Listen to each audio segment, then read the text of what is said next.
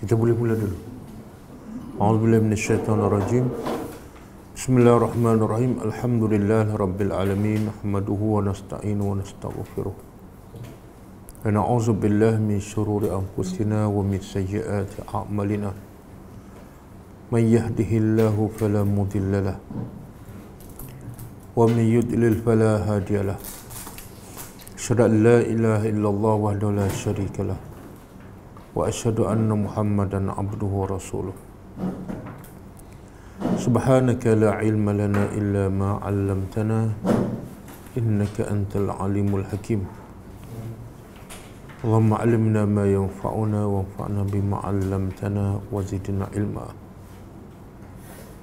Allahumma ati anfusana taqwaha wa zakkiha anta khairu man zakkaha anta waliyuha wa maulaha. Rabbi yassir wa la tu'assir, Rabbi tammi bil khair, amma ba'du. Kita ambil dulu pengajaran. Pengajaran sampai ayat berapa? 36.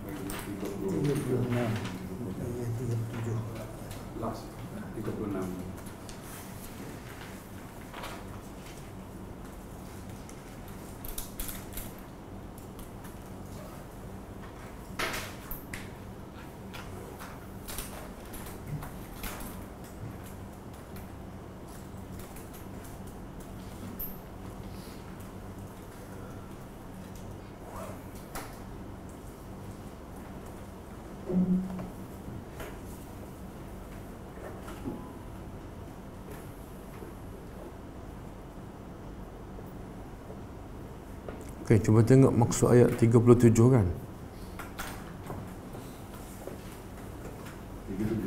Ah.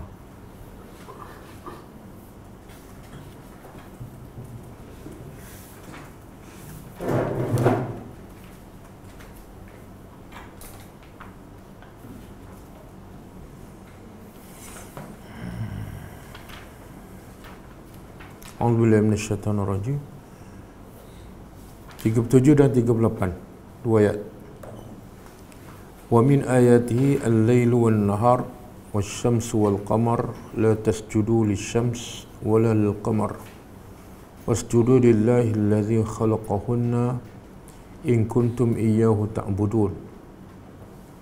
Fa in istakbaru fallazina inda rabbika yusabbihuna lahu bil-laili wan-nahar wa hum la yas'amun. Maksud dia, dari antara tanda kebesaran Allah ialah siang, malam dan siang, matahari dan bulan. Maka janganlah kamu sembah matahari dan juga bulan, sebab itu bukan Tuhan, itu tanda kebesaran Tuhan. Sebaliknya, wasjudu lillah, sembahlah Allah yang menciptakan matahari, bulan, siang dan malam. Sekiranya kamu orang-orang yang benar nak menyembah, kalau nak sembah, sembahlah yang boleh memberi manfaat, yang kuat, yang hebat. Kemudian ayat 38, sekiranya kamu engkar, kamu sombong, maka tak ada masalah, sebab di sisi Tuhan engkau akan bertasbih mensucikan Allah siang dan malam, bahkan mereka tidak pernah jemu. Jadi kalau kamu tak sembah Allah, sedikit pun tak merugikan Allah. Okey, pengajaran dia.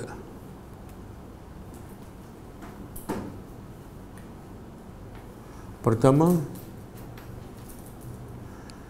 sesungguhnya bagi Allah ada tanda-tanda yang banyak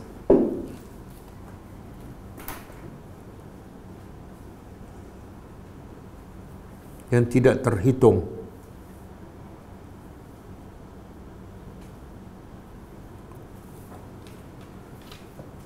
yang menunjukkan kebesaran dan keesaan Allah.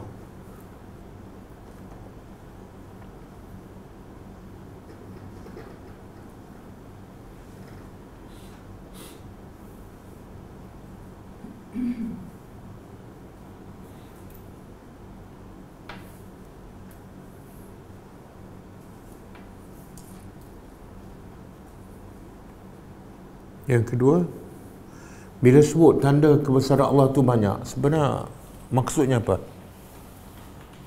Allah dijadikan dia tak nampak kan? Tapi tanda kebesaran Allah cukup banyak, tidak terhitung. Agak-agak berapa ribu?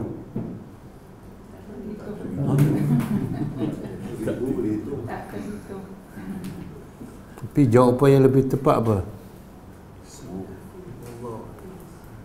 Semua selain daripada Allah tanda. Daripada sebesar langit sehinggalah sekecil zarah, tak tahu besar mana. Sekecil kuman, sekecil. Jadi semua tu tanda kebesaran Allah. Jadi memang terlalu banyak. Jadi maksudnya apa?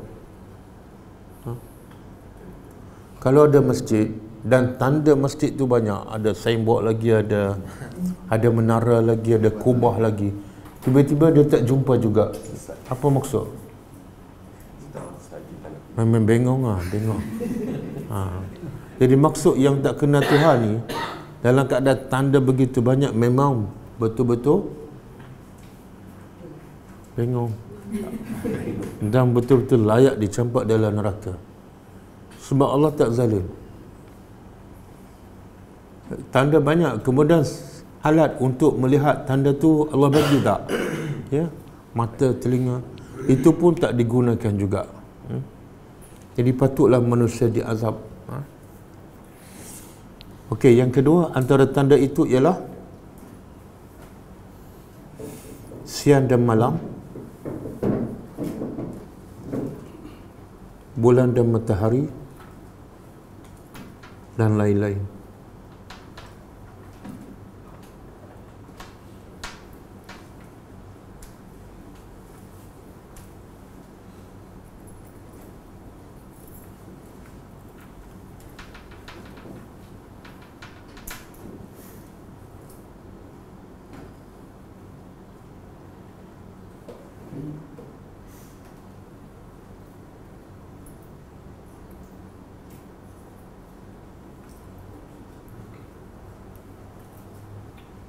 Yang ketiga,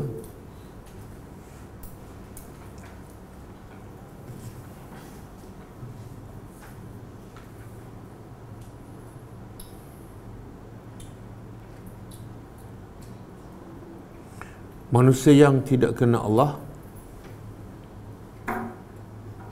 dalam keadaan tanda yang begitu banyak adalah manusia yang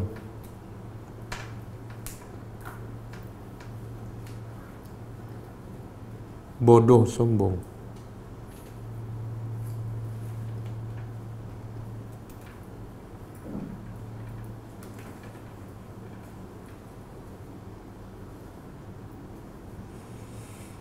Dan kalau dalam surah Fatihah Allah begitu sebabkan kenapa manusia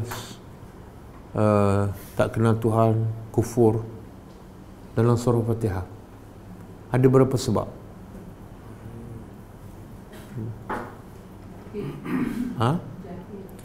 Pertama sebab jahil. Dalam ayat apa tu? Perkataan apa? Waladhdallin. Kita minta Allah tunjuk jalan yang lurus, bukan jalan yang sesat. Jadi manusia sesat sebab jahil, tak ada ilmu. Satu, sebab sesat. Yang kedua, sombong. Itu dalam ayat apa tu? Al-maghdubi alaihim. Allah murka pada mereka bukan sebab mereka tak tahu, dah tahu, tapi sombong, ego. Jadi dua kan, satu jahil, yang kedua sombong. Kalau kita ringkaskan, bodoh sombong lah.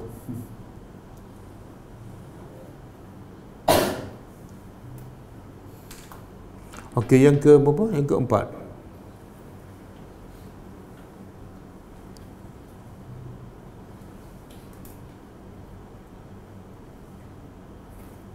haram menyembah selain daripada Allah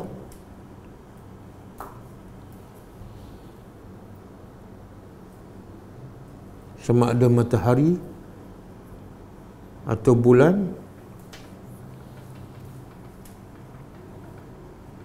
ataupun harta benda dan nafsu.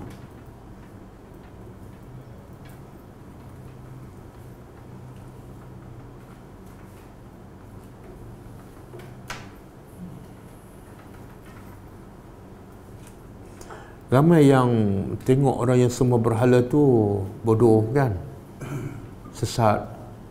Tapi sebenarnya yang sesat ni bukan yang sembah berhala saja. Semua yang tak sembah Allah, sama ada berhala ke ataupun selain pada berhala, juga adalah sama. Sebab tu Nabi sebut dalam satu hadis, ta'isa abdu ad-dirham, celakalah hamba dirham, wa ta'isa abdu ad-dinar, dan celakalah hamba dinar. Nabi sebut mata wang. Mata wang masa tu dinar dengan dirham. Dan Nabi juga sebut ta'isa abdul qatifah, celakalah hamba kepada pakaian. Jadi Nabi buat bagi contoh saja, bukan tiga tu je. Apa maksud hamba kepada dinar, hamba kepada dirham? Ayolah, macam mana tu? Dia tak sembah matahari, tak sembah berhala, tapi dia sembah harta. Macam mana dia sembah harta?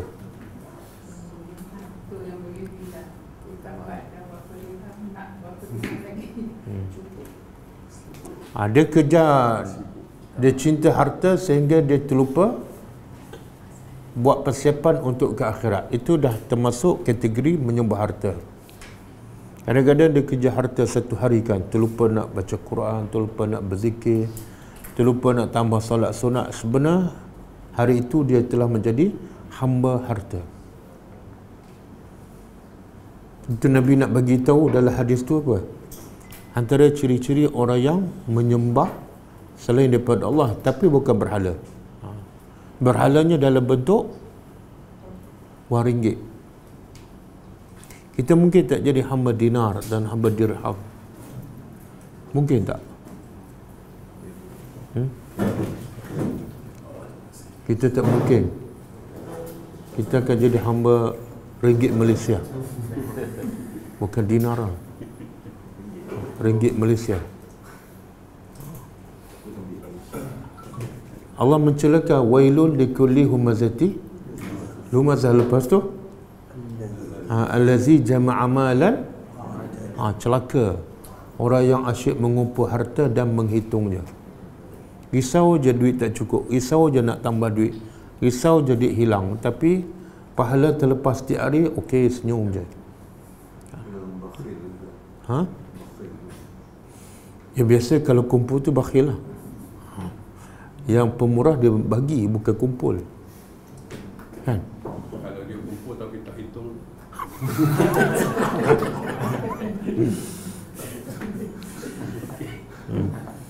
dia ada masalah tu. Bila dia kumpul biasa dia hitung. Sebab itu ayat Quran, jama'a malan wa adada, mesti bersekali.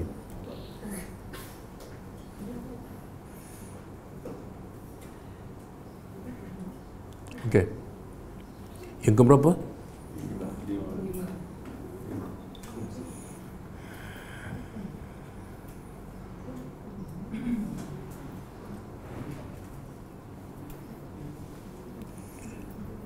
Setiap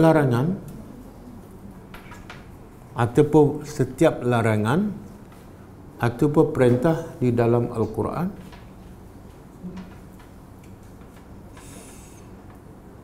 Allah akan menyebut sebabnya.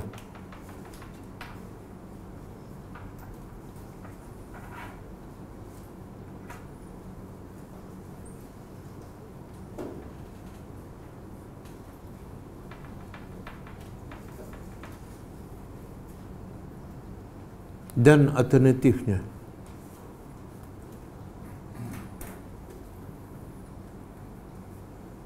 Bila Allah kata jangan sembah matahari, jangan sembah bulan, alternatifnya apa? Sembah Allah. Kemudian bila Allah kata sembah Allah, Allah beritahu tak sebab. Kenapa kena sembah Allah? Sebab ayat itu Allah kata wasjudu lillah allazi khalaqahunna. Sembahlah Allah yang mencipta matahari. Jangan sembah matahari. Jadi orang yang cerdik dia sembah yang hebat. Antara makhluk yang dicipta dengan pencipta, mana yang hebat? Yalah, memang kita jawab macam tu kan, tapi kadang-kadang realiti kita pun ada juga sembah bagi masa untuk duit lebih banyak daripada masa Tuhan yang bagi duit tu. Itu antara bentuk penyembahan tanpa kita sedar.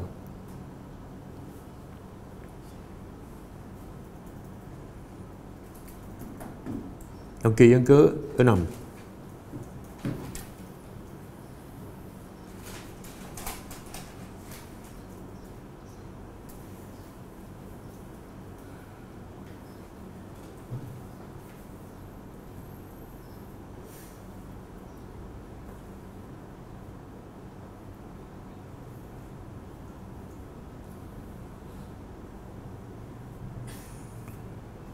Tidak mungkin manusia mendakwa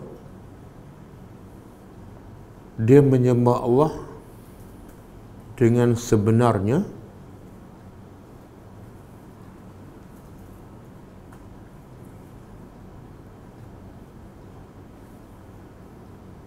sedangkan di dalam menyembah Allah itu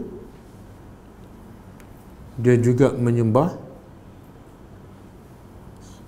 yang selain dari Allah.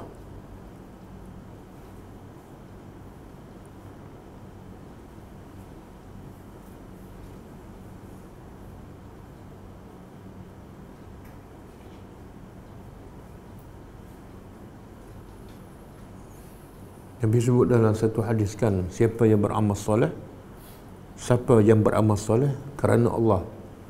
Tapi dalam beramal soleh dia juga mensyirikkan Allah.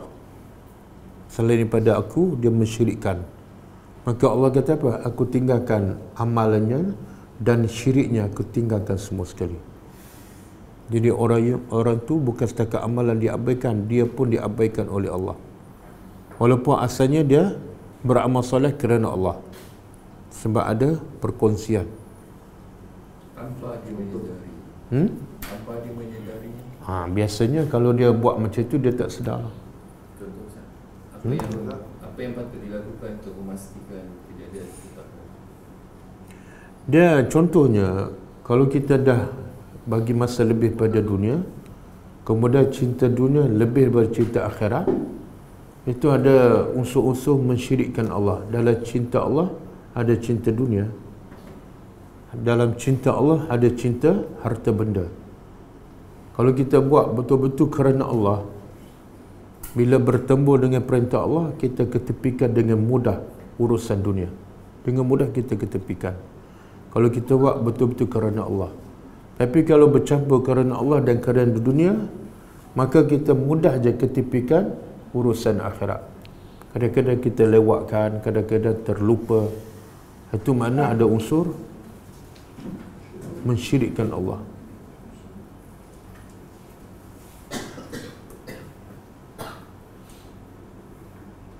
Kalau buat basic je Ustaz, Macam mana? ada orang kerja 18 jam sehari, ada orang kerja 16 jam, banyak kerja kan.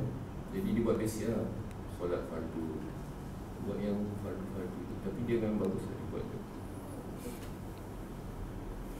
Dia kerja kalau dia orang beriman lah. Orang beriman dia cerdik, dia akan buat yang terbaik untuk dia di akhirat besok. Sepatutnya lah. Yalah, sepatutnya lah. Yang tu tak patut loh. Patutkah kita tinggalkan pekerjaan-pekerjaan sebegitu? Dia kalau benda kerja dia sampai 18 jam memudaratkan akhirat dia, bukan patut, wajib tinggal. Sebab itulah pemuda Kahfi kan, kalau dia dengan harta dia, dengan rumah dia apa semua kan, boleh menjadikan dia syirik, apa dia buat?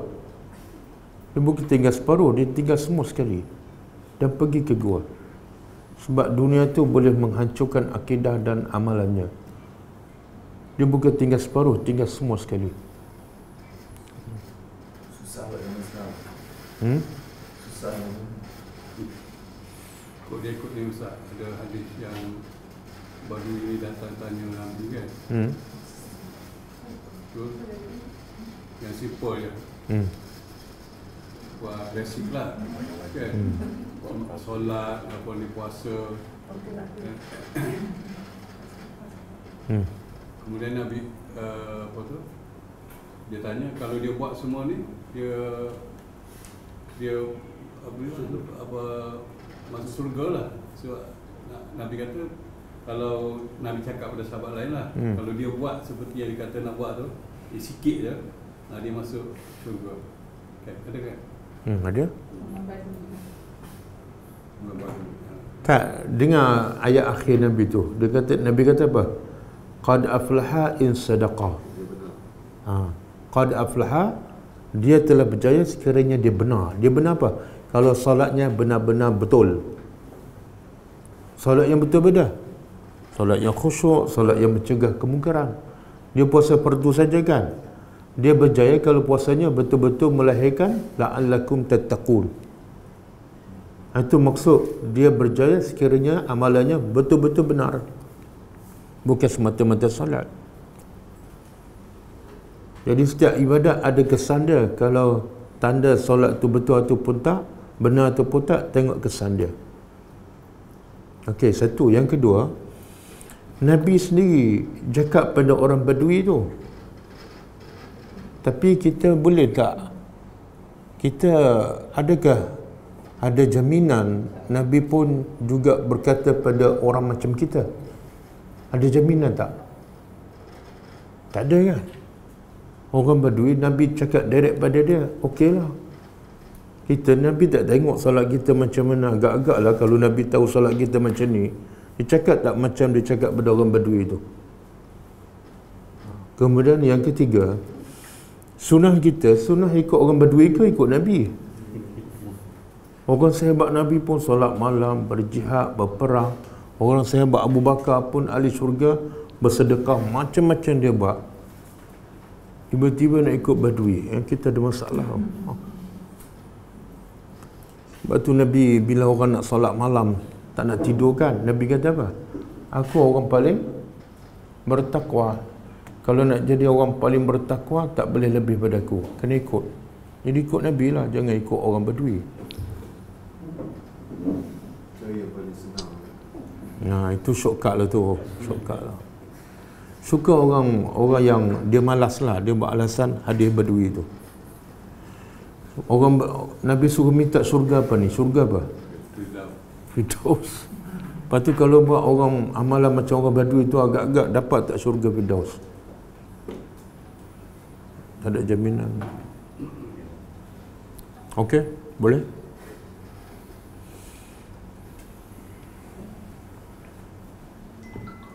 Yang keberapa ni? Yang ketujuh.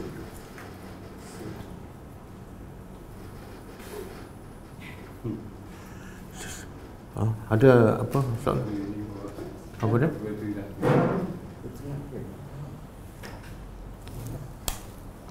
Bunyi tu bateri nak habis. Belum. Tak boleh pakai? Dengar ke?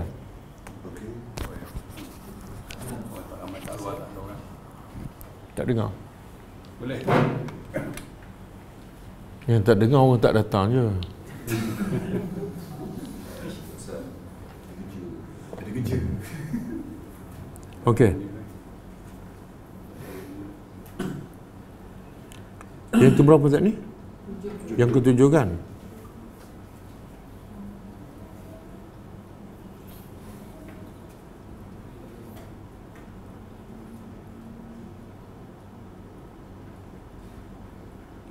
Orang-orang yang sombong daripada beribadat kepada Allah, orang-orang yang sombong daripada beribadat kepada Allah, sedikit pun tidak akan memudaratkan Allah.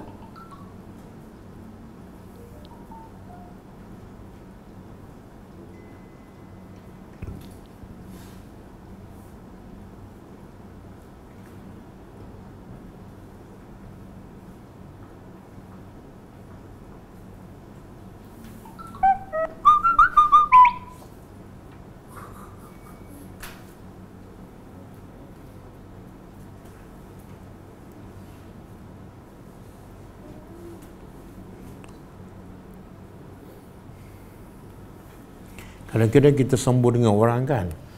Bila kita sambung dengan orang tu, kadang-kadang terkesan tak pada orang tu. Kita sambung pada bos ke kan.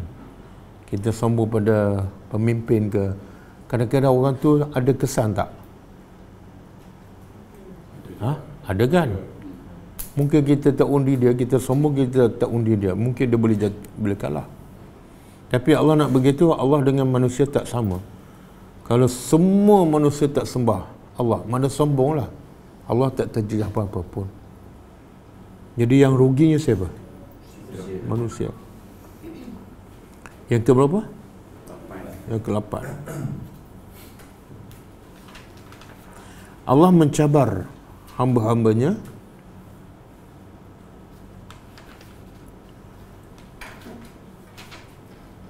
iaitu sekiranya betul-betul ingin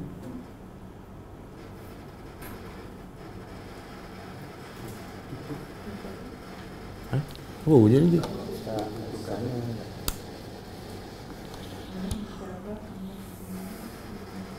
tutup switch bawah dah hilang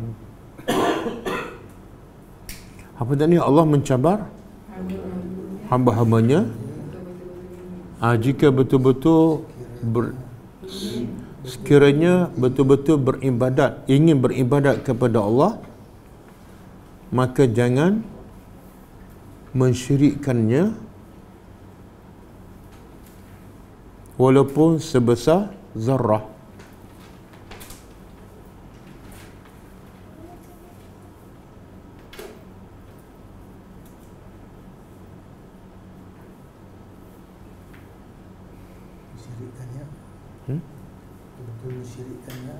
Walaupun sebesar zarrah.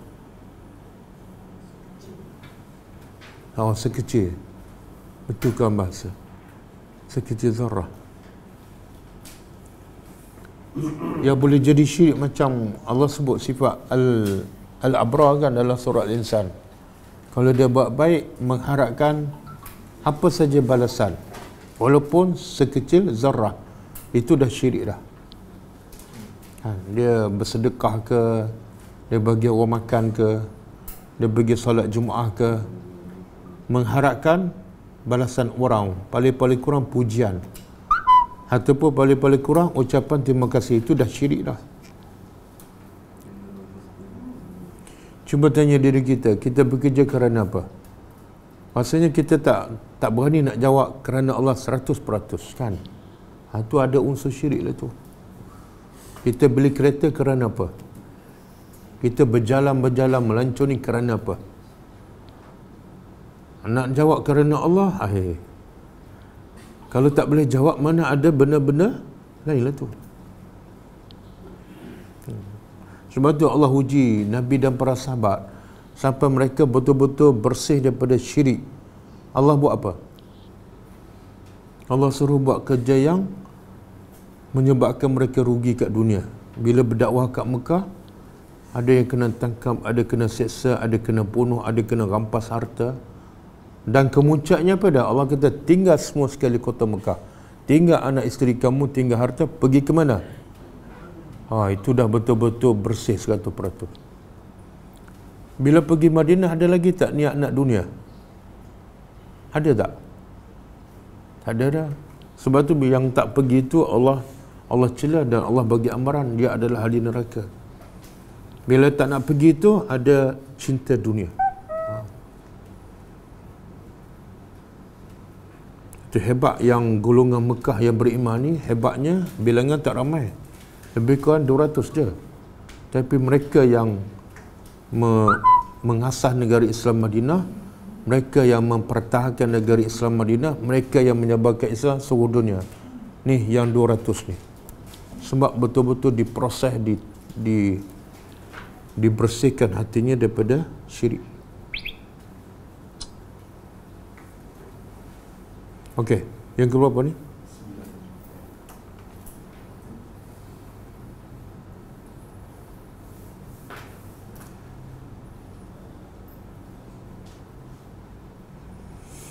Semua makhluk di langit, sentiasa bertasbih mensucikan Allah.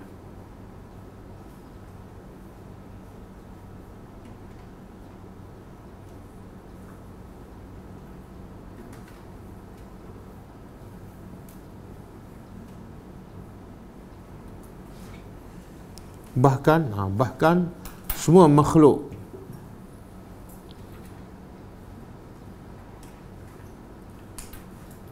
di bumi, termasuklah yang tidak bernyawa, sentiasa berzikir mensucikan Allah.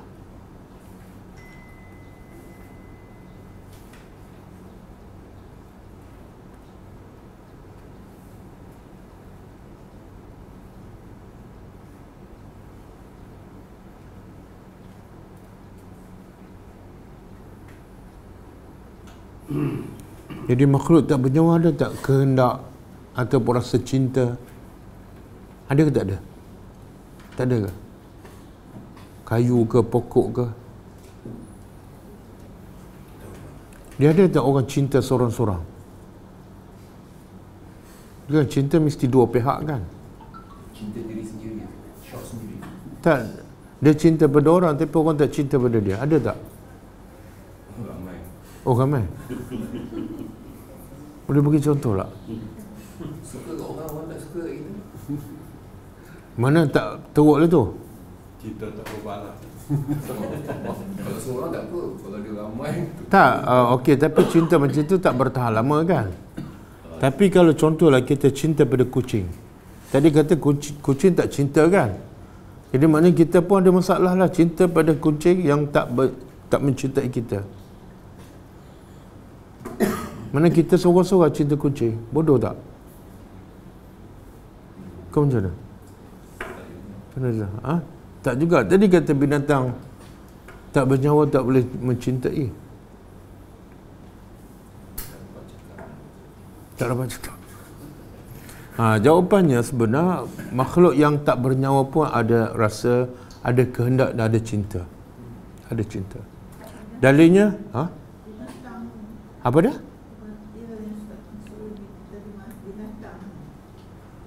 Binatang ataupun makhluk yang tak bernyawa seperti gunung, batu. Binatang sebenarnya ada cinta, sebab tu dia cinta pada anak dia kan. Anak orang dia makan, anak dia tak makan. Itu sebab cinta tu. Allah letak rasa cinta dalam hati binatang tu. Nabi pernah cakap kan satu masa kepada gunung Uhud. Nabi kata apa? Innahu yuhibbuna wa nuhibbuhu. Hadis sahih riwayat Bukhari. Nabi kata gunung Uhud tu mencintai kami dan kami pun mencintainya. Hadis sahih. Jadi yang tak bernyawa pun ada cinta. Apatah lagi kepada Nabi, lagi dia cinta.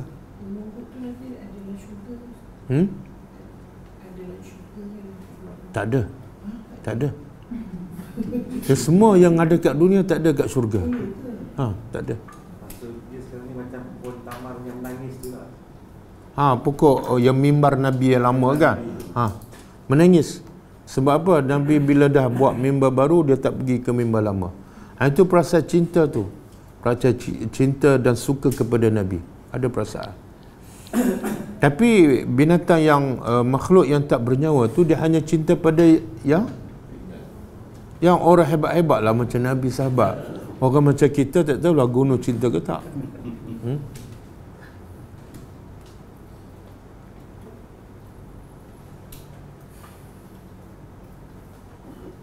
Okey, yang keberapa?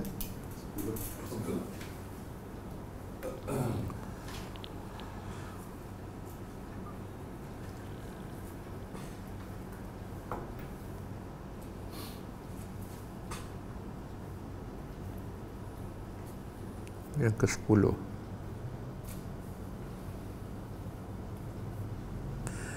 Para malaikat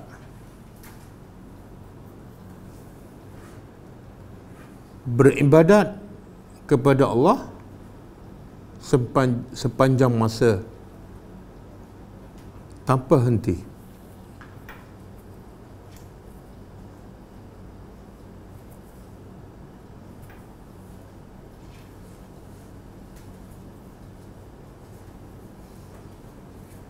Maka sepatut manusia yang berakal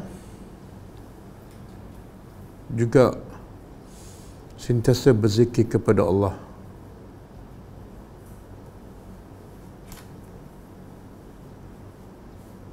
Tanpa henti. Boleh tak berzikir kepada Allah tanpa henti? Kalau kita faham zikir yang kita faham lah, zikir dengan lisan kan, dengan lidah, subhanallah, subhanallah, itu tak mungkin lah. Tapi kalau kita faham zikrullah ialah mentaati Allah, mana boleh lah 24 jam. Allah pun pujikan orang yang berakal, ulul albab, iaitu yang sentiasa ingat dan patuh pada Allah dalam keadaan berdiri, duduk dan baring. Dan Aisyah pun beritahu, kana Rasulullah yazkurullah fi kulli ahyanihi. Hadana Rasulullah sentiasa mentaati dan berzikir kepada Allah dalam semua keadaan. Itu sifat orang yang beriman. Sebab tu Allah kata kalau berzikir atau ingat pada Allah sikit je, maka itu bukan orang beriman, itu orang apa? Yang ingat pada Allah sikit je.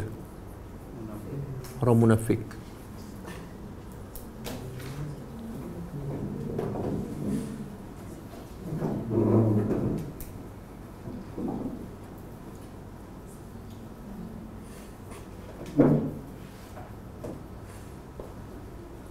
Yang keberapa ni? 11. Kekuatan para malaikat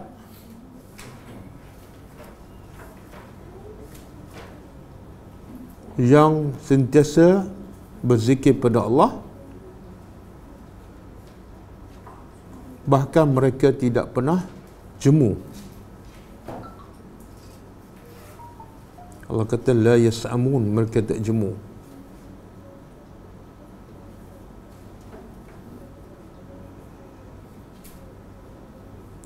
Kita zikir 10 minit jemu tak? Kadang-kadang nak pergi zikir pagi pun setengah jam tu kadang-kadang, ya Allah, macam nak panjat gunung kan. Kadang-kadang habis, kadang-kadang tak habis.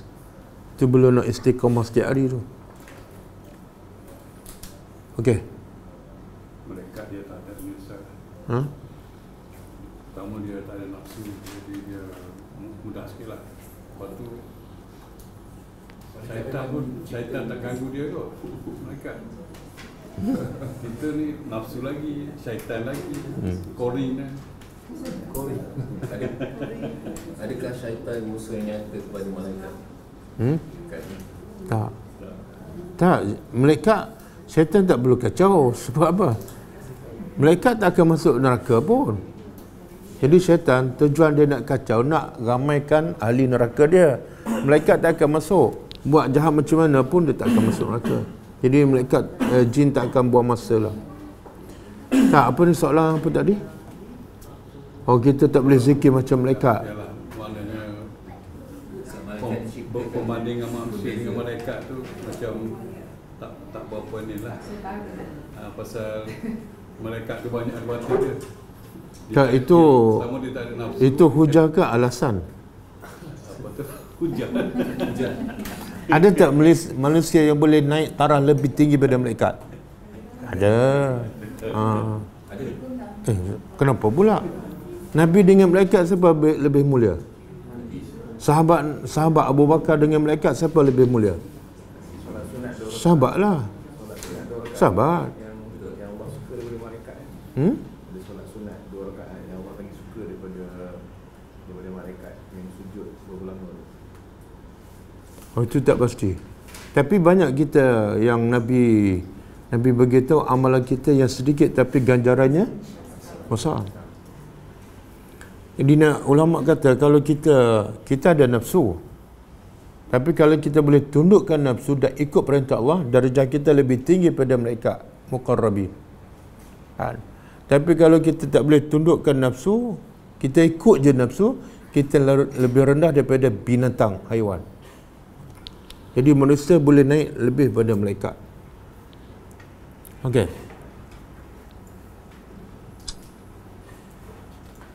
Habis habis. Kita sambung ayat.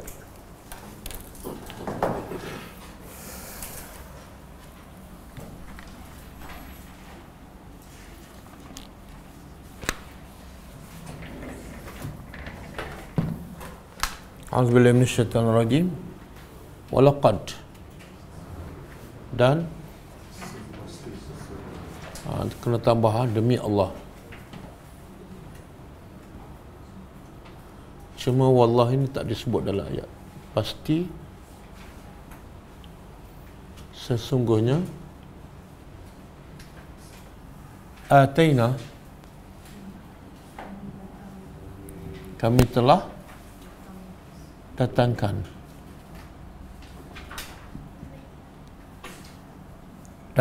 ataupun kami telah beri. Ataina sama dengan a'taina. Inna a'taina kepada Musa. Siapa Musa?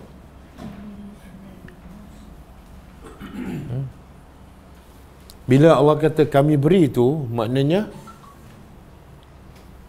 mana orang yang hebat lah. Dan Allah bagi apa ni? Alkitab. Kitab Taurat.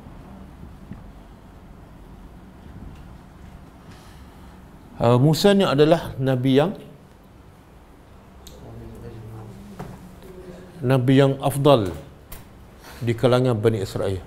Nombor satu lah. Kalau ikut ranking para Nabi pada kalangan Bani Israel, Musa nombor satu. Tapi kalau ikut ranking Ulul Azmi ada berapa semua? 5. Musa jatuh nombor berapa? Yang pertama Muhammad, yang kedua, yang ketiga Musa, yang keempat Nuh, yang kelima Nabi Isa.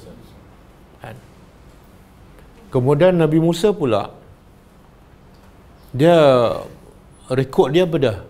Pengikut para Nabi, pengikut yang paling ramai selepas Nabi Muhammad. Pengikut paling ramai ialah Nabi Musa selepas Nabi Muhammad. Sebab tu dalam hadis sahih dia di pada masyar Nabi tengok sawadan aziman, satu kelompok yang besar. Nabi rasa itu pengikut dia, maka dia beritahu pada Nabi, tak, itu pengikut Musa. Jadi hadis itu menunjukkan pengikut Nabi Musa adalah yang paling ramai. Tapi bila Nabi Muhammad lagi berganda-ganda.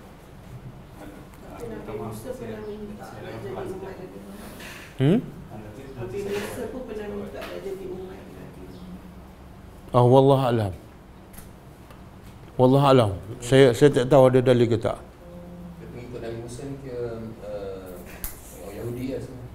Ya. Ramai lah Yahudi. Tak. Tak, ni Yahudi mana ni? Tak, yang kata pengikut Nabi Musa zaman Musa lah, bukan Yahudi sekarang. Yahudi sekarang bukan pengikut Musa. Masa tu zaman tu tak ramai dipanggil orang. Yahudi ke? Masa tu bukan Yahudi. Tak, panggil Yahudi. Bukan Islam. Tak, bangsa dia Bani Israel.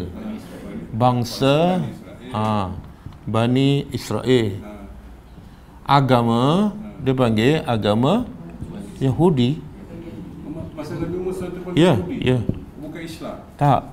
Yahudi ni dia sembah kepada siapa ni?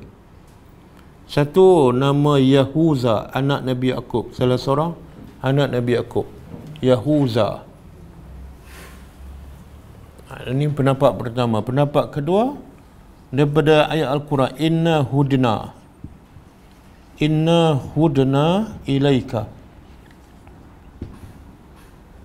Inna hudna ilaika. Hudna ni maksudnya sesungguhnya kami kembali kepada engkau. Jadi Yahudi bermaksud juga ialah orang yang kembali kepada Allah. Dalam surah Saf Allah sebutkan, qul ya ayyuhallazina hadu. Ada tak? Saf ke apa ni? Surah Al-Jumu'ah. Qul ya ayyuhallazi hadu. Hadu. Ini orang Yahudi ni. Wahai orang-orang yang hadu, kembali kepada Allah. In za'amtum in kuntum.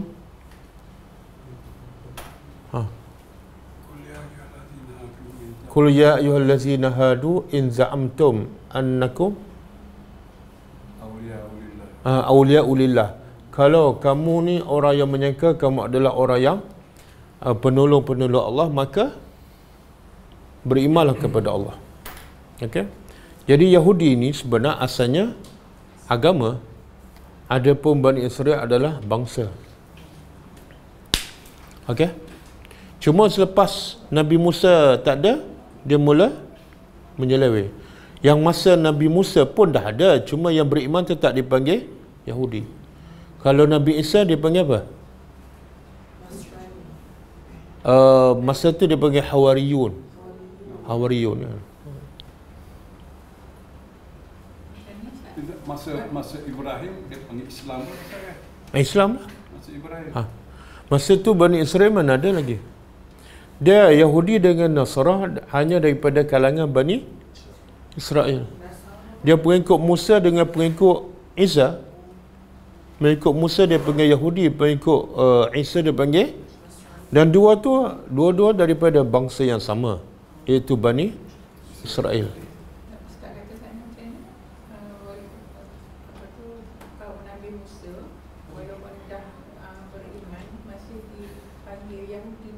Yalah masa tu. Masa tu dia panggil Yahudi.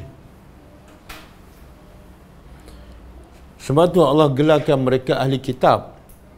Ahli kitab tu, kenapa Allah gelarkan ahli kitab? Setelah mereka mengubah kitab. Setelah mereka mengubah kitab. Tapi zaman Nabi Musa dengan zaman Nabi Isa, dia tak panggil ahli kitab.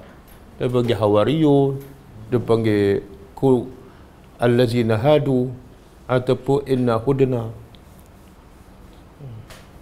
Ahli kitab tu Allah yang bagi gelaran itu kepada mereka. Ya Allah. Sebab mereka mendakwa mereka beriman dengan kitab, tapi kitab mana ni yang telah diselewengkan? Islam bukan ahli kitab. Islam tak boleh masuk dalam ahli kitab. Tak boleh. Bila orang Yahudi selepas masa zaman Nabi Muhammad, dia asalnya ahli kitab kan. Tapi bila dia masuk Islam, dah hilanglah nama ahli kitab. Nama dia Al-Mu'minun ataupun Muslimun. Sebab tu Allah sebut khas ahli kitab tu sebab apa? Lam yakunil lazina kafaru min ahlil kitab. Tengok. Tidak mungkin orang-orang kafir daripada kalangan ahli kitab dan orang, mana dua-dua tu kafir. Ahli kitab pun kafir, musyrikin pun. Tapi Allah sebut berasingan. Sebab apa? Sebab ada hukum yang berkaitan ahli kitab, walaupun dia kafir, tapi berbeza dengan hukum orang musyrikin. Dua hukum kan? Satu pasal kahwin, yang kedua pasal sembelihan. Dua-dua kafir, tapi dalam dua hukum ni berbeza. Sembelih orang musyrikin tak boleh makan, sembelih orang ahli kitab boleh makan. Okey, jadi pengikut Nabi Musa ni yang paling ramai dibanding dengan apa ni? Nabi-nabi yang lain. Nabi Ibrahim pun tak ramai.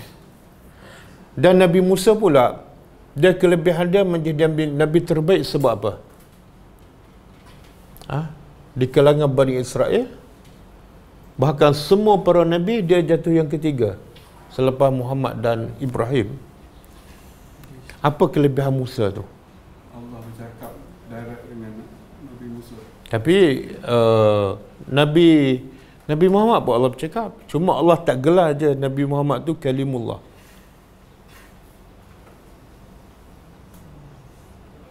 Sebab ujian yang besar kepada Musa. Lepas tu Nabi kata, Nabi Musa disakiti dan dia sabar. Dia sabar. Nabi Musa disakiti dengan banyak, tapi dia sabar. Maka aku pun kena sabar. Jadi kelebihan Musa ialah pengikut dia. Bukan Firaun. Pengikut dia yang terlalu degil. Banyak kerana. Banyak nikmat tapi banyak kufur.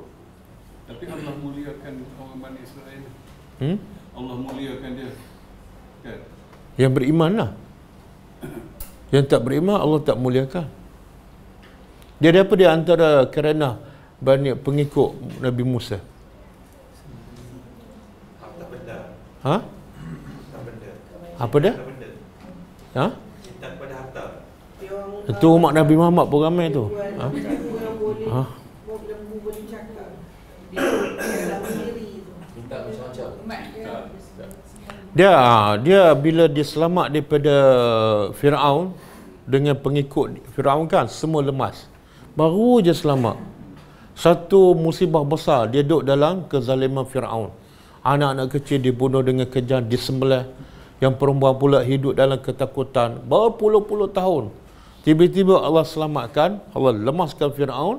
Depan mata dia satu nikmat yang besar. Sepatut dia semakin bersyukur. Tapi lepas keluar daripada selamat daripada laut tu, dia nampak orang sembah patung. Apa dia kata pada Musa? Waqalu li Musa ij'al lana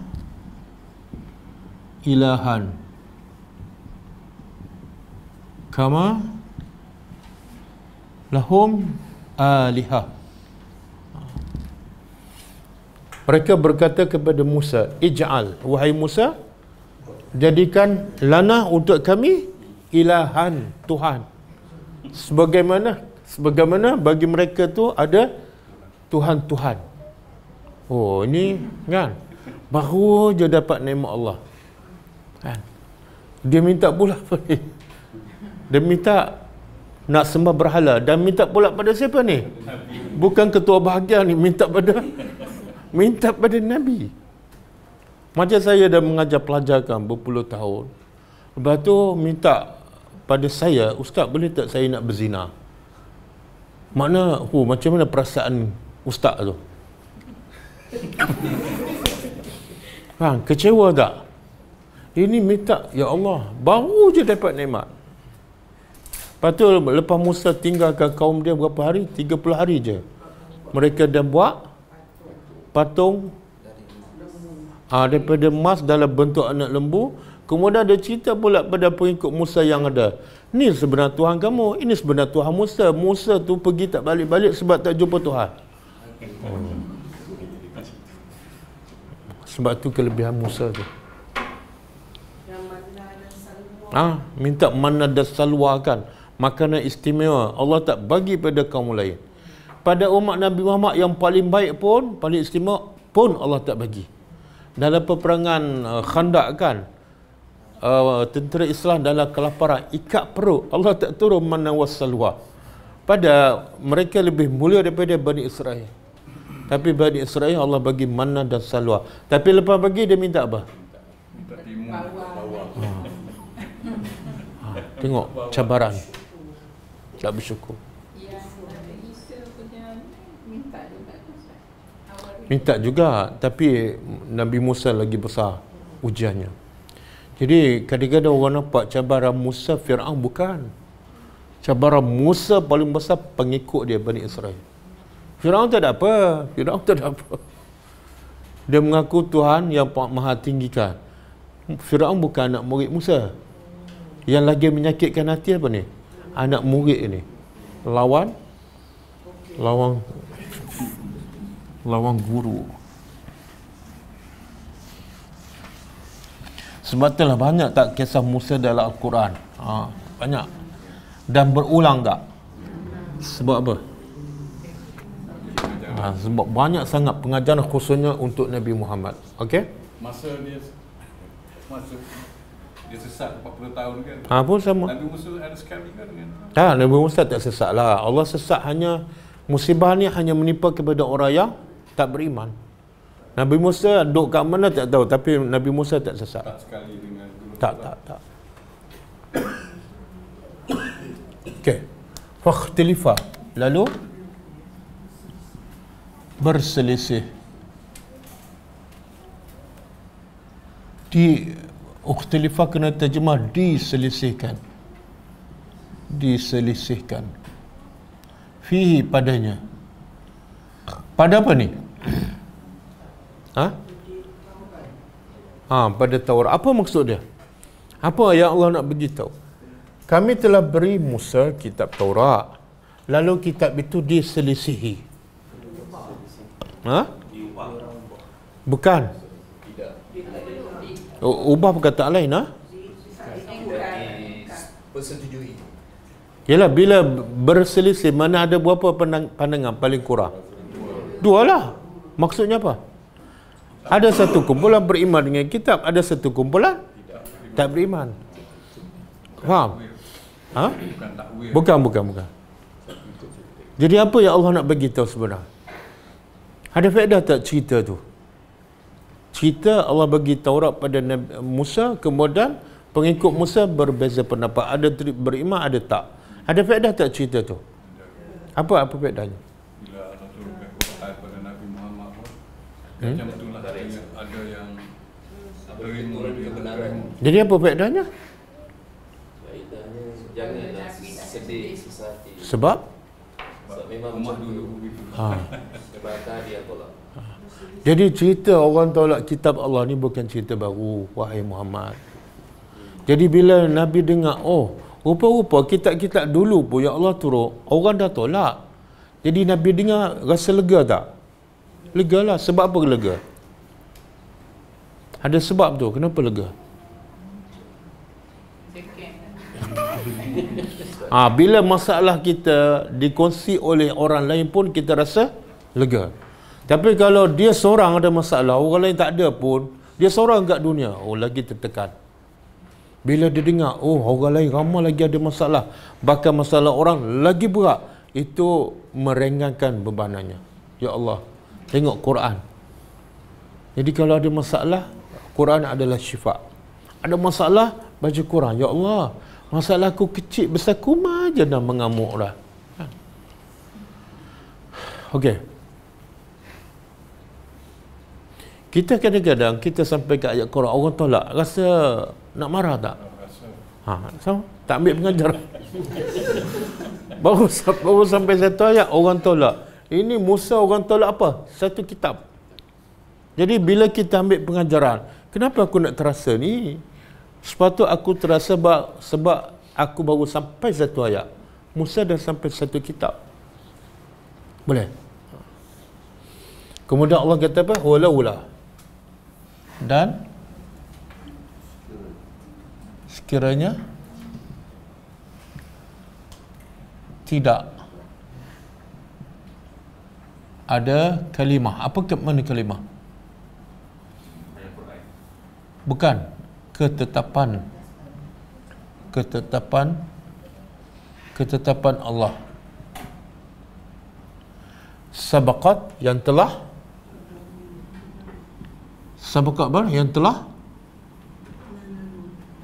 sebenarnya yang telah tertulis.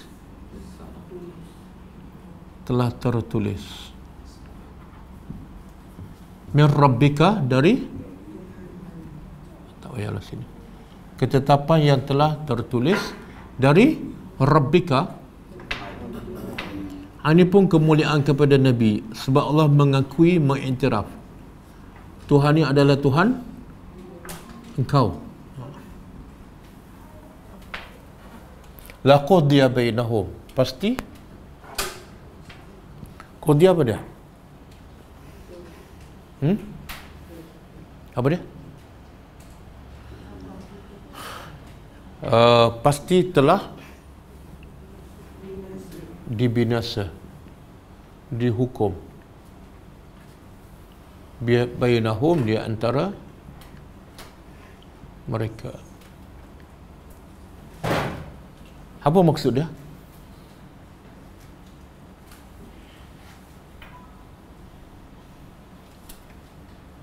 Boleh faham?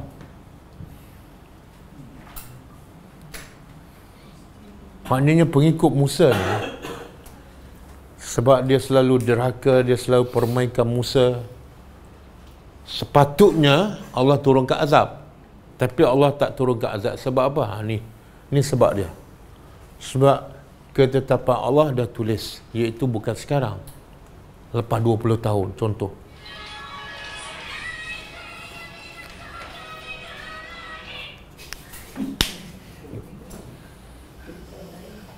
Itu pun Allah telah tulis.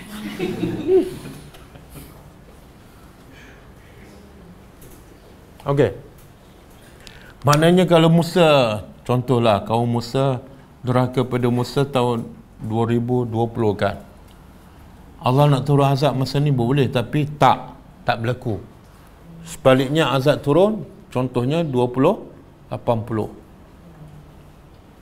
Boleh faham sebab apa ni? Kenapa? Yalah, kenapa Allah tulis lewat? Kenapa Allah tak turunkan azab segera? Betul tak? Contohlah kalau Firaun kan, dah ramai tak anak-anak lelaki Bani Israel yang disembelih hidup-hidup? Ramai tak?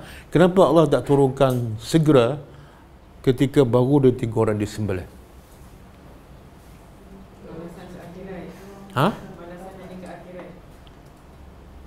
Satu. Allah nak bagi peluang ni, dan antara ni supaya mereka bertaubat, yarji'un. Itulah rahmat Allah. Jahat macam mana manusia, hamba Allah, Allah tetap bagi peluang. Sebab tu Allah bagi tempoh. Satu. Yang kedua, kalau tak bertaubat juga, Allah bagi, bukan bagi peluang, Allah nak mengazab mereka lagi teruk di akhirat dengan cara mereka lagi lama buat kejahatan, kezaliman. Itu dia panggil apa? Istidraj. Macam Bashar al-Assad kan, tak mati-mati kan? Tak mati-mati dan tak kalah-kalah. Tapi orang Islam semakin ramai tak yang dibunuh kan? Dirampas rumahnya. Pelarian sekarang lagi dah berjuta dah. Lagi teruk dia serang, lagi ramai pelarian, lagi hidup melarat. Kenapa Allah biarkan? Jawapannya ni, supaya mereka dapat lagi besar azab di akhirat dengan sebab dosanya semakin bertambah. Bukankah ianya juga ujian kepada kita yang duduk di sini? Ya, termasuk semua. Sebenarnya apa yang berlaku ujian kepada orang kafir dan ujian juga kepada kita. Allah nak uji kita. Kita ada perasaan tak bila tengok umat Islam di sana dizalimi? Kita ada perasaan atau buat tak tahu je? Kalau buat tak tahu, mana kita tak beriman. Apa-apa yang boleh buat je lah. Banyak boleh buat kan. Nak bagi duit ke, paling-paling kurang kalau tak ada duit bagi doa. Ni kadang-kadang duit pun tak ada, doa pun tak bagi kan? Makna macam kita tak ada perasaan.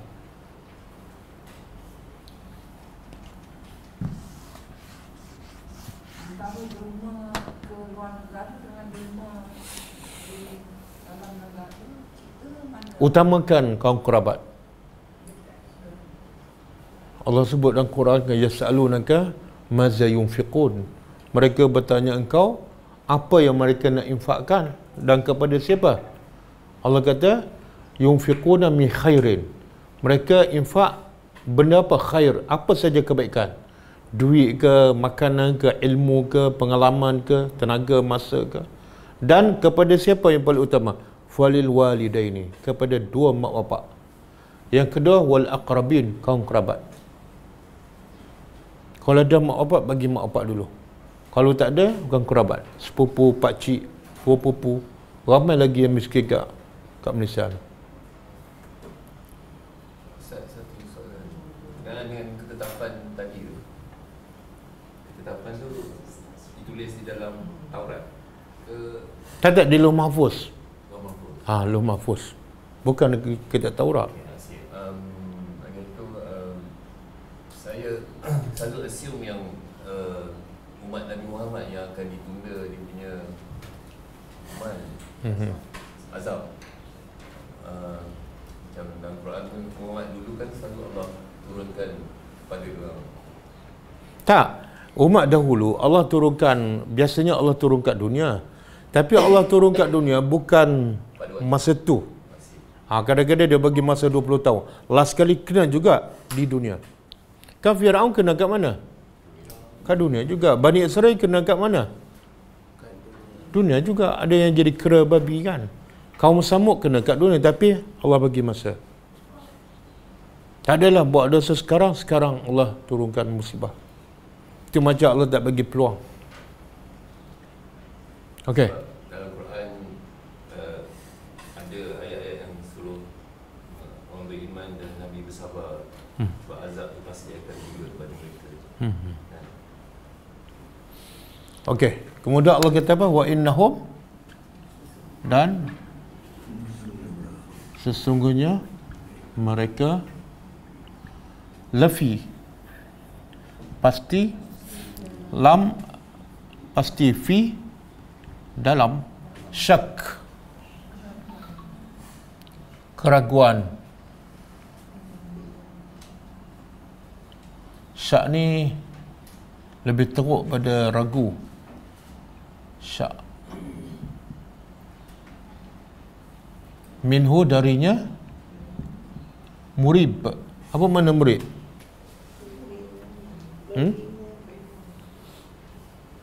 Sebenarnya murib daripada raib. Pernah dengar tak raib? Pernah dengar? Zalikal kitabu la raib fi. Apa makna tu? Tak ada keraguan. Jadi murid pun asalnya nak sama dengan makna syak. Jadi Allah nak bagi tahu mereka dalam waswah yang sentiasa ragu-ragu. Mana keraguan mereka tu bukan sekejap, bukan sementara, tapi berterusan.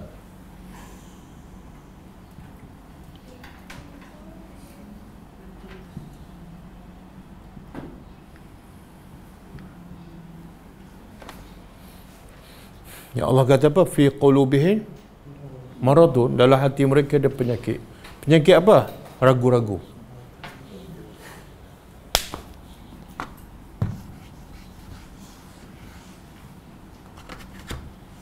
Ni bahaya ni, penyakit ragu-ragu. Sebab apa? Bila dia ragu-ragu, tak yakin pada Allah, tak yakin pada hari akhirat, apa berlaku?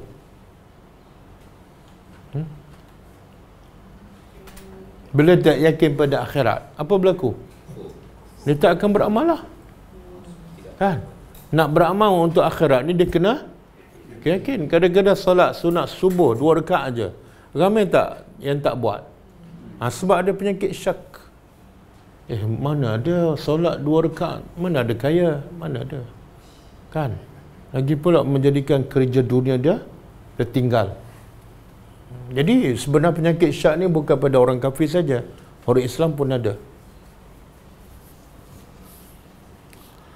Okey, kemudian Allah kata apa? Man apa? Siapa yang amilah, beramal soleh, fali nafsi, maka dia ada perkataan yang dia buat ni, sepatut dia takdir dia macam ni, maka amalan itu untuk dirinya.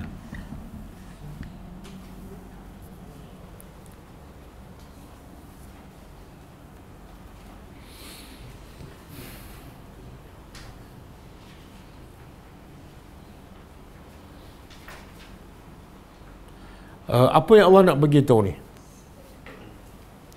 Siapa yang beramal soleh, maka amal itu untuk dirinya.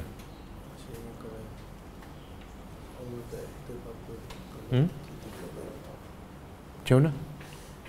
Apa dia? Tak, kita semua tahu tak Allah tak berhajat? Kita tahu tak amalan yang kita buat untuk kita? Jadi Allah bukan sekadar nak bagi tahu, sebab kita memang dah macam tahu. Jadi apa mesejnya? Tak boleh terima amal kat orang lain. Tak boleh buat amal kat orang lain. Itu salah satu, tapi ada yang lebih besar pada itu. Sama ada kita beramal ke tak beramal ke, Allah tak ada menjadi lebih kaya, lebih berhajat. Tak, itu bukan tujuan utama. Tujuan utama sebenarnya Allah nak bagi tahu. Ramai yang tahu tapi macam tak tahu. Ramai yang tahu Bila ditanya amal soleh untuk siapa? Untuk akulah. Tapi cara dia tu macam dia tak tahu. Apa bukti? Dia buat ringkas, dia tak buat, dia buat slow, dia buat lewat. Kalau dia betul-betul yakin amalan tu untuk dia, dia akan buat apa?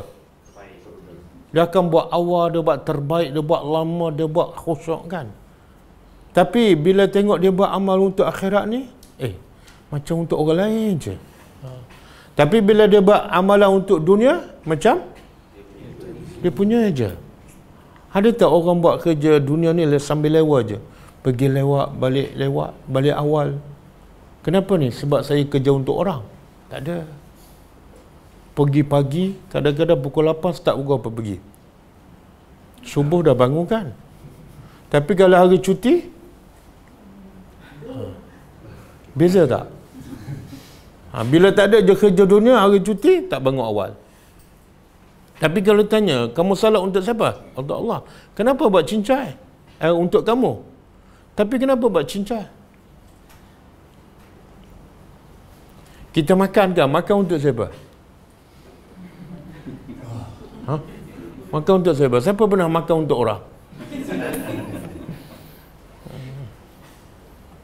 Ramai orang kat Instagram buat macam tu, Ustaz. Orang kat Instagram ramai makan untuk orang. Angkat gambar tunjuk orang dia meleleh. Itu bukan makan untuk orang, itu dia makan untuk dia dan nak menyakitkan hati orang. Tak bagus tu, salah. Dari segi Islam salah. Dia bila dia ambil gambar dia makan, tunjuk pada orang. Sebenarnya apa tu? Itu bukan amal soleh, itu amal dosa. Dosanya apa? Apa dosanya? Satu, dia nak menunjuk dia makan sedap. Bila nak menunjuk makan sedap tu, ada satu, dia nak begitu, dia ada duit lah. Tak adalah makanan yang cincai-cincai kan.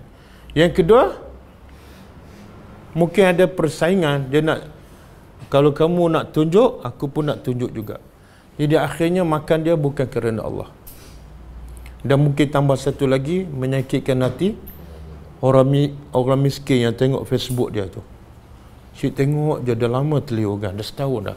Syed nampak gambar je, tak pernah dijemput makan.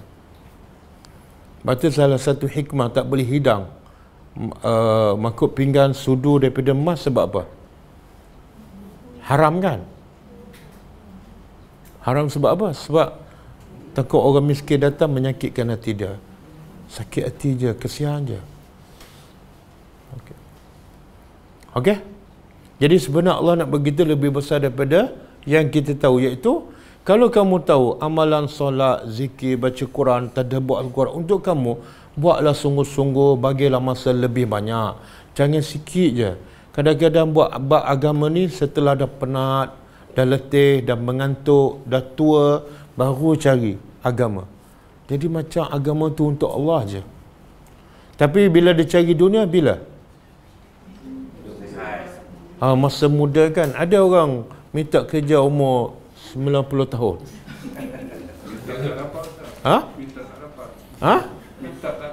Kenapa tak dapat? Lebih umur. Maknanya nak kerja untuk dapat dunia pun tak layak. Kalau untuk dunia tak layak, untuk akhirat agak-agak layak tak? Sepatut fikir logik. Aku nak minta dunia pun orang tolak, ni nak minta akhirat. Boleh? Satu hari kan, banyak masa kita buka Facebook ke Instagram ataupun buka tadabbur Al-Quran, seolah yang selalu ditanya dan jawapan pun sama. Mana apa kita tak faham ni? Aku baca Quran untuk aku, kenapa aku tak ada masa nak baca? Untuk aku. Aku baca Quran untuk aku, kenapa aku baca sekejap je? Untuk aku. Boleh? Tak payahlah tengok ceramah saya. Kadang-kadang syaitan tipu, talbisu iblis apa dah? Tengok ceramah, tapi lepas tu tanya, apa ceramah, boleh tak bagi pengajaran? Tak tahu, ustaz tengok sendirilah. Betul, kadang-kadang itu talbisu iblis. Dia nak supaya kita rasa macam yang kita buat tu okey je, tapi masuk sini keluar sini, masuk sini keluar. Betul. Sama dengan kuliah maghrib tu. Cuba tanya orang pergi kuliah maghrib dah 10 tahun tu. Pakcik belajar apa semalam? Bukan yang tahun lepas ni, yang semalam. Tak berubah. Tak berubah. Tak berubah akhlaknya. Jumpa kita pun tak senyum, belajar apa? Jadi kadang-kadang syaitan menggunakan apa? Amalan yang baik untuk menipu kita. Belajar, dia suka belajar, okey, syaitan kata pergi. Sini ada kelas lagi, sini ada kelas. Semua ada kelas, ada muka dia. Tapi akhlak tak berubah. Okey. Kemudian waman asa'a, dan siapa yang asa'a pada asa'a lawan amal soleh. Jadi nak terjemah apa? Bila sebut amal buruk ni, macam kita rasa bukan je amalan yang tak soleh. Seperti apa? Syirik. Solat tapi riak, itu asa'a. Sedekah tapi mengungkit, termasuklah bid'ah. Lawan soleh juga ialah bid'ah. Maka fa'alaiha, maksiat semua. Maka alaiha apa mana? Apa dia? Dosanya. Maka dosa ke atasnya. Ini pun ramai kita tahu tapi macam tak tahu. Apa dia? Bila buat dosa sebenarnya kita memudaratkan diri, kan? Semua tahu, tapi mesti tak buat dosa. Jadi macam tak tahulah. Ustaz, macam mana kalau kata kita buat amalan tu, kata kita rasa kita baik amalan tu, tapi pada Allah amalan tu tak ada apa-apa. Dia ulama kata bila orang beriman, bila dia buat amal soleh dan dia rasa takut, itu tanda beriman. Dan sebaliknya, bila dia beramal soleh, dia rasa okey, itu tanda munafik. Tanda munafik. Munafik dia bila solat ke apa ke, dia rasa macam okey je. Orang beriman tak? Orang beriman, apa amalan dia, semakin banyak amal, semakin dia risau, takut-takut tak diterima. Jadi kalau rasa okey tu ada ciri-ciri munafik. Rasa okey. Rasa okey tu. Ustaz, saya tak rasa okey, tapi saya adalah cerita pada orang. Okey lah tu. Bila cerita pada orang, dia nak bagi tahu dia baiklah tu. Cerita pada orang pun ciri-ciri amalan orang munafik. Sebab itulah Nabi Ibrahim kan. Nabi Ibrahim ni agak-agak amal soleh ke amal asa'ah? Soleh kan? Dan dia bina Kaabah. Kaabah tu untuk dia ke untuk Allah, untuk manusia? Dan Nabi Ibrahim agak-agak ikhlas tak? Ikhlas kan? Tapi lepas bina Kaabah, apa doa dia?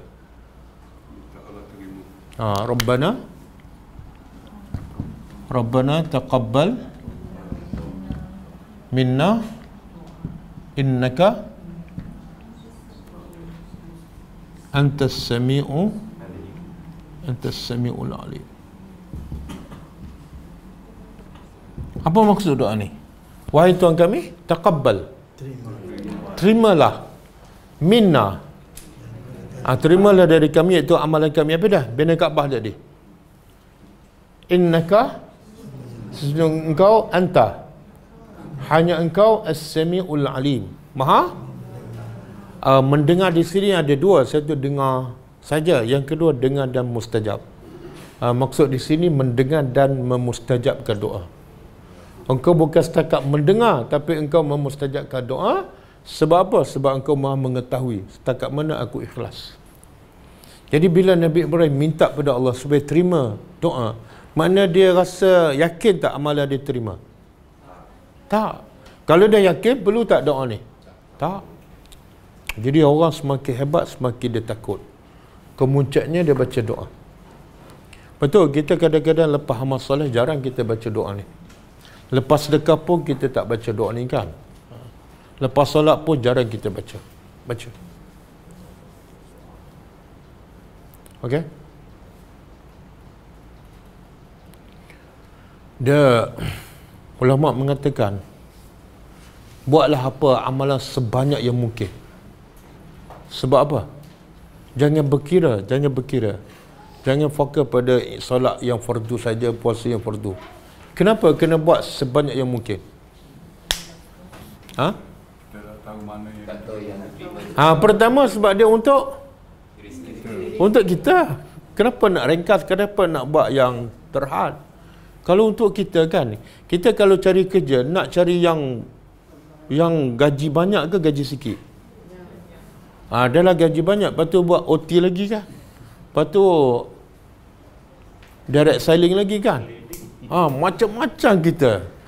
Tapi kalau buat akhirat ni yang wajib je. Ini sunat ke ustaz? Tak apalah. Jadi buat yang sebanyak yang mungkin, wajib dan sunat. Yang kedua apa dia?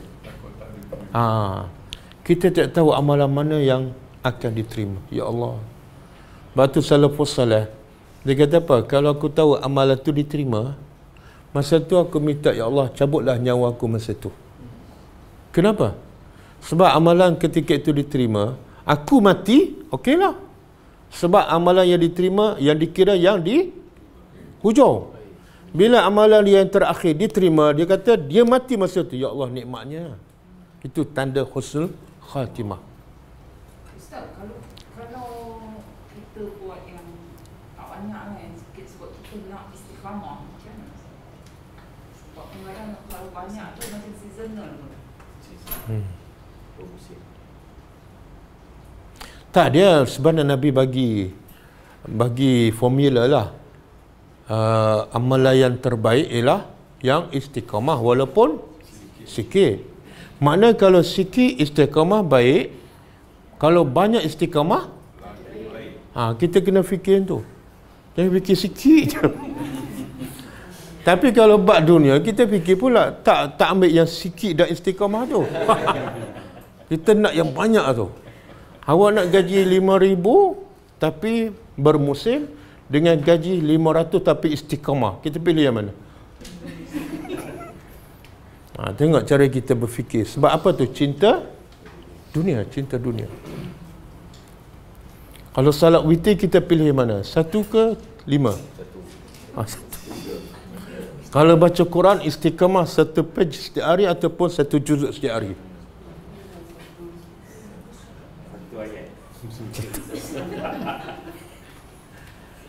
Boleh tak kalau istiqamah makan sekali je satu hari tapi istiqamah? Boleh? Kemudian yang satu hari pula satu lauk je tapi istiqamah. Tak boleh. Okey? Jadi bila buat dosa, ini penghalang kita buat dosa, betul? Bila aku buat dosa, aku bodoh. Sebab apa? Aku tanggung dosa, bukan orang lain. Kadang-kadang bila kita mengumpat, apa perasaan masa tu? Sebab apa? Kita seolah kata dia tu memang patut diumpat. Kan? Kita lupa ayat ni Allah kata apa? Kalau kamu mengumpat, kamu tanggung. Dia pula dapat apa? Yang kena umpat. Pahala. Jadi bodoh tak buat kerja banyak-banyak, lepas tu gaji bagi ke orang? Bodoh. Tapi dia tak rasa bodoh, kecuali di akhirat besok. Kemudian Allah kata apa? Wa ma rabbuka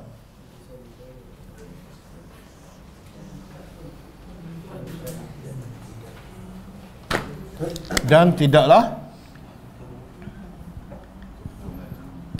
Tuhan engkau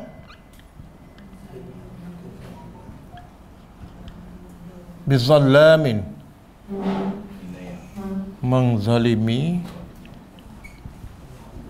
lil abid bagi hambanya.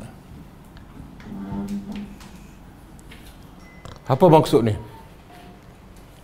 Mana kalau manusia buat dosa, itu bukan daripada Allah, itu pilihan dia. Dan kalau dia diazab dalam neraka, itu pun pilihan dia. Tapi orang tanya, dia buat dosa 10 tahun tapi masuk neraka berapa lama? Katalah bukan 1000 lah. Dia selama-lamanya kosong, dia tak berhenti. Jadi adil tak? Buat dosa 10 tahun tapi dibalas bilion-bilion tahun. Adil tak? Allah kata Allah tak zalim. Macam mana nak adil ni 10 tahun? 10 tahun buat dosa, sepatut masuk neraka 10 tahun dah. Baru adil. Itu nafsu manusia. Sebab Allah dah bagi Allah dah bagi Ha? Allah dah bagi amaran apa? kalau buat dosa tak dosa. Tak, Allah bagi amaran tak? Kalau kamu buat dosa sikit ke banyak, masuk neraka kekal. Dah, ada kan? Mana mesej tu dah sampai tak? Dia tahu tak kalau aku buat dosa ni masuk neraka kekal. Tapi dia buat juga, mana pilihan siapa? Allah tak zalim. Itu pilihan kamu. Dia zalim diri sendiri. Kecuali mesej dakwah tak sampai pada dia. Tiba-tiba Allah kekal dalam neraka, itu tak betul dan tak mungkin berlaku. Kalau dakwah tak sampai pada dia, Allah tak akan azab dia. Boleh? Soalan dia tak yakin. Ha? Orang beriman dia Tak yakin pada apa? tak kekal sah. Buat kita tak buat semua ni. Ha. Tahu dia tak yakin. Tak yakin ni. Penyakit apa ni? Syak. Ragu-ragu. Apa dia orang beriman? Orang beriman tak kekal dalam neraka kan. Dia diproses-proses, hilang semua dosa. Macam ada harapan je.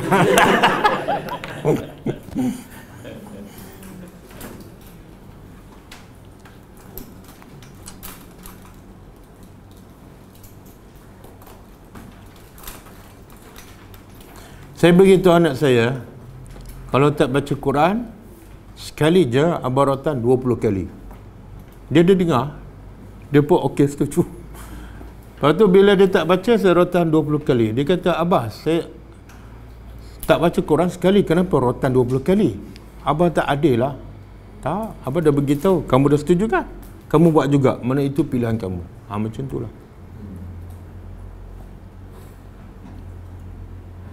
Okey, ada soalan?